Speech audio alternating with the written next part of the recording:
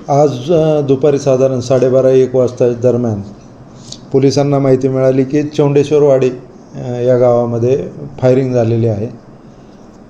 त्या अनुषंगाने तपास सुरू असताना फिर्यादीनामे विजय साठे याने पोलीस स्टेशनला येऊन फिर्याद दिली की साधारण दुपारी 1च्या सुमारास आम्ही शेतामध्ये काम करत होतो.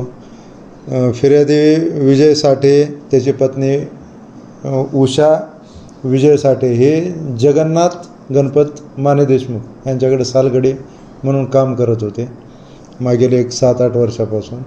तर त्यांच्या शेतामध्ये फवारणी करत असताना त्यांना अचानक गोळीचा आवाज आला आणि ते येऊन बघितलं त्यांनी.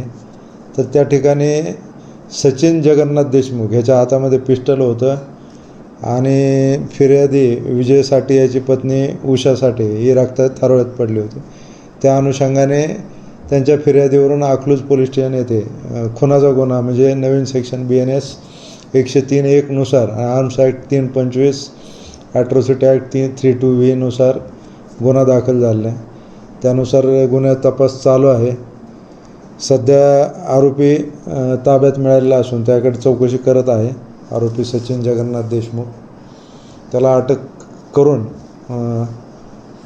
वेपन त्यांनी नेमकं कुठून आणलं होतं, कुठल्या प्रकारचं वेपन होतं, गोळ्या कुठून आणल्या होत्या, वेपन लायसन्सचं होतं, विदाऊट लायसन्सचं होतं, सदर गुन्ह्यामध्ये अजून कोण इतर आरोपींचा सहभाग आहे का, या अनुषंगाने पुढील तपास चालू आहे. कारण काय समजलं? ह्याच्यामध्ये प्राथमिकदृष्ट्या तरी अजून कारण समजलेलं नाही. आता ते तपासामध्ये पुढं समोर येईल. गोळी महिलेला कुठं लागली? महिलेला गोळी हातातून आरपार होऊन डोक्यात घुसलेली असं प्रथमदर्शनी इन्क्वेस्ट पंचनाम्यावरून दिसून येतं. साधारण किती गोळ्या लागल्या?